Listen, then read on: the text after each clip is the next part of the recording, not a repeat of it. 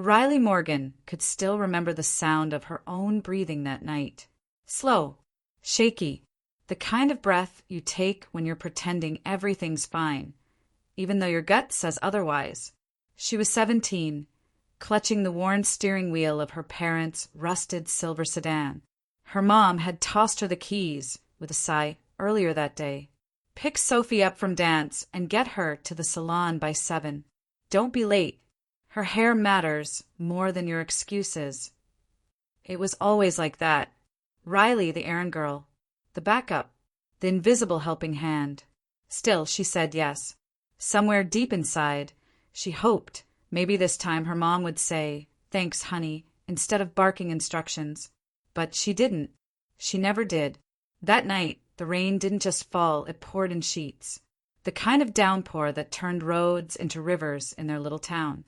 Riley's hands tightened on the steering wheel. She glanced at Sophie beside her, scrolling through her phone with barely a glance at the storm outside. "You okay?" Riley asked, voice barely louder than the wipers. Sophie rolled her eyes. "Just drive, Riley. I don't want to be late." Riley swallowed hard. The tires were bald, she'd told her dad last week. He waved her off. "It's just water. Drive slower." Now she was 5 minutes from the salon when the world twisted. One sharp corner. No traction. A flash of headlights. "Sophie," she cried, but it was too late. Metal screamed. Glass exploded. Her arm slammed into the wheel. Everything stopped. Silence. For a second, Riley thought she was dead. Then pain crashed in. Her mouth was full of blood. Her left leg didn't move. Her arm felt shattered. She blinked through broken glass. Sophie's side of the car was smashed inward like a claw. "Sophie," she whimpered. Her sister was crying, but alive. "Help!" Riley tried to say louder, but it came out weak and ragged. She looked around. Her phone was gone, thrown somewhere under the seat. The airbag burned her chest. She tried to move, but screamed. Then headlights. Relief shot through her like fire. Her parents' black SUV. They had come. The SUV skidded to a stop. Janet Morgan leapt out first, soaked instantly. Riley's heart thudded with hope. "Mom." But Janet didn't come to her door. She ran straight to the passenger side. "Sophie, baby, are you hurt?" Sophie sobbed. "My cheek? I think I scratched it." Janet cupped her face like it was glass. "You poor thing. We're late already. Your appointment. God, this car is garbage." Frank appeared behind her, umbrella in hand, staring at the wreck. "Told her not to take corners like that," he muttered. Riley whimpered. "Dad, I can't move my leg." He looked at her once. Just once. "You got in yourself. You can get out." And just like that, they left. Janet guided Sophie to the SUV, protecting her from the rain. Frank didn't say a word. He turned back to the SUV, not once checking Riley's side. The wind slammed the broken door against her hip. She sobbed, "Please, I need help." But all she heard was the roar of the engine as they drove off. She was alone, bleeding, trapped. Rain soaked her hair, her clothes. Her body screamed in pain. But something inside her snapped to life. Not panic, not fear, fury. She twisted the seatbelt loose, crying out as her shoulder jolted. She dragged herself across broken glass, inch by inch. The passenger door was jammed, but not completely sealed. Riley kicked it with her good leg again and again until it swung open with a sickening crunch. She tumbled out into the wet grass, shaking, panting, covered in blood and rain. "Help!" she whispered into the night. It took 20 more minutes before anyone came. A woman in her 50s pulled up and gasped at the sight. "Oh my God!" She called 911, wrapped Riley in a blanket, held her hand. "You're safe now, sweetheart." Riley sobbed into her shoulder. Her body hurt everywhere, but it was her heart that had shattered the most. Her parents had left her there, to die. The emergency room was a blur of pain and questions. X-rays, stitches, sedatives.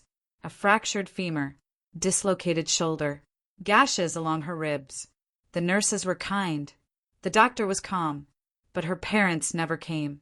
Not that night. Not the next morning.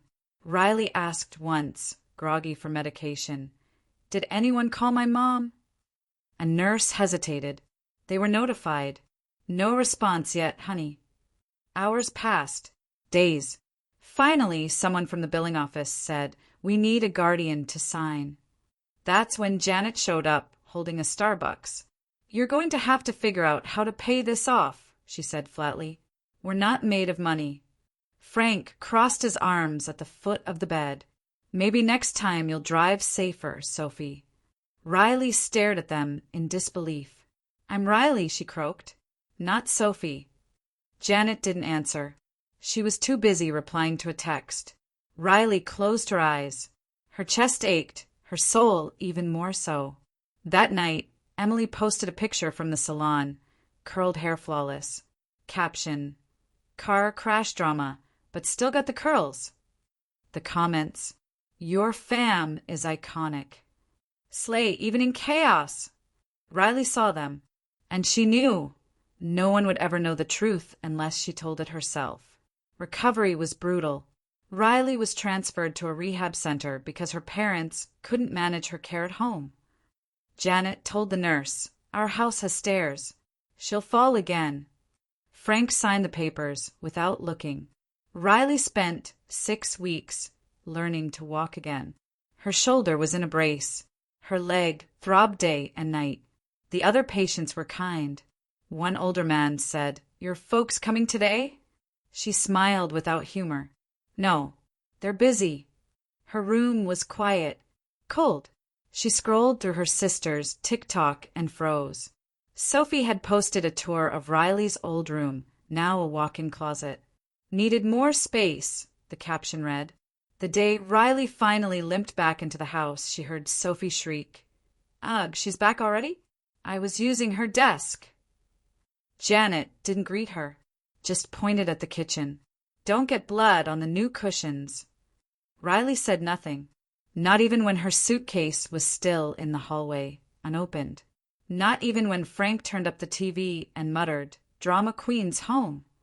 She cooked dinner with one arm, did laundry, stayed out of their way, but she listened, and what she learned shook her.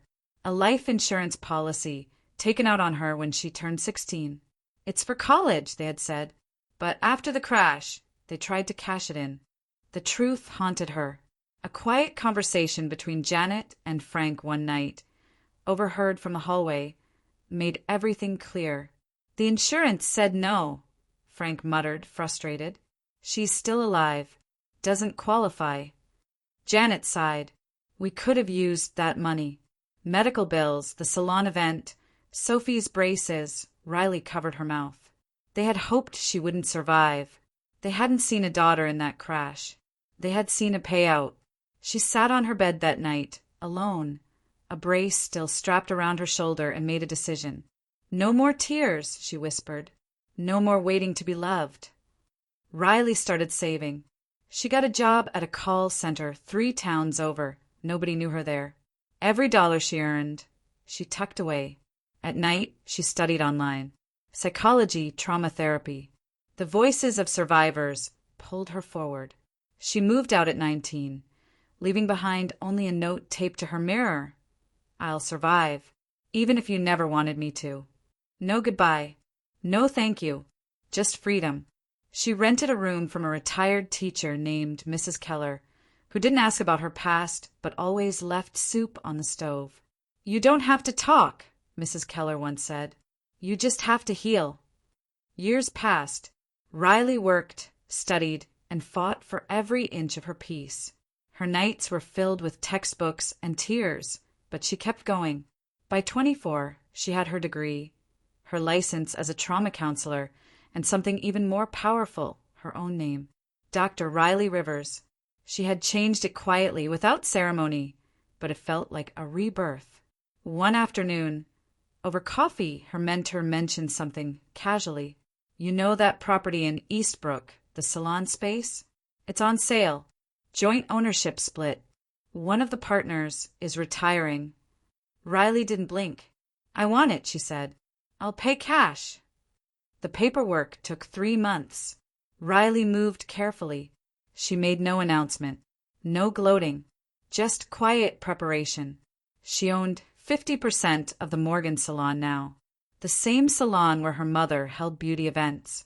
The one where Sophie got her curls the night Riley almost died. But she wasn't done. She waited, watched. And when the other partner finally agreed to sell the remaining 50%, Riley signed with steady hands. The entire building now belonged to her. She stood inside the office one evening, lights off, and whispered, "This is mine now. All of it." And then she smiled. She didn't rush the reveal.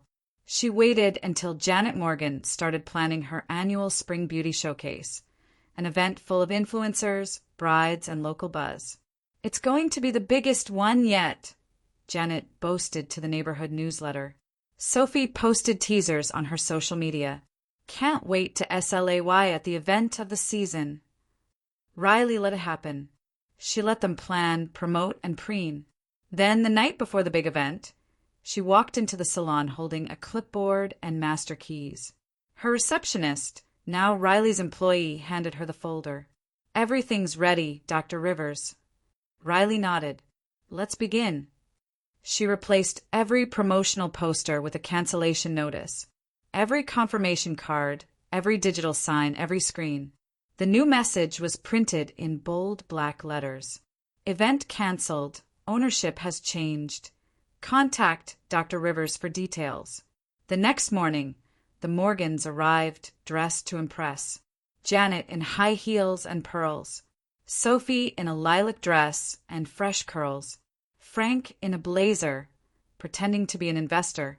But when they walked in and saw Riley standing there, clipboard in hand, hair tied back, black slacks, and a calm smile, they froze. "You," Janet breathed. "What is this?" "This is my building now," Riley said simply. "As of today, you're no longer on the lease." Sophie's mouth dropped open. "You can't do that." Riley turned. "I already have." Frank stepped forward, scowling. "We built this business." Riley handed him a letter. "My lawyer says otherwise. You have 20 minutes to collect your things." Janet's voice trembled with rage. "You're not our daughter anymore." Riley met her gaze. "You left me bleeding in a car for a hair appointment. I don't need to be your daughter. I just need you gone." Sophie burst into tears and ran out. Frank tried to protest, but Riley was prepared. Security footage, lease transfers, legal documents. Everything was airtight. "If you trespass," she said firmly, "the cameras say otherwise." Janet looked at her as if she were a ghost. "You've ruined your family," she hissed. Riley didn't flinch. "No, I survived mine." The door slammed behind them. For the first time in her life, Riley felt taller than the people who had once made her feel invisible. She stood in the silence of the salon, sunlight streaming through the windows. The past hadn't vanished, but it had finally lost its power. You'd think that would be the end. But narcissists never exit quietly. Within days, Janet began whispering to anyone who'd listen. "Riley's gone mad," she said. "She's mentally unstable, vengeful, unwell." Frank added, "It was just a misunderstanding. She was always dramatic." Sophie posted a photo of Riley from years ago with the caption, "Some people never heal. They just hurt others." Riley didn't respond, not with words. Instead, she turned to the quiet force she had built for years, her blog, her readers, survivors like her, thousands of them. And now she told her story. She wrote every word carefully. Not names, not revenge, just truth.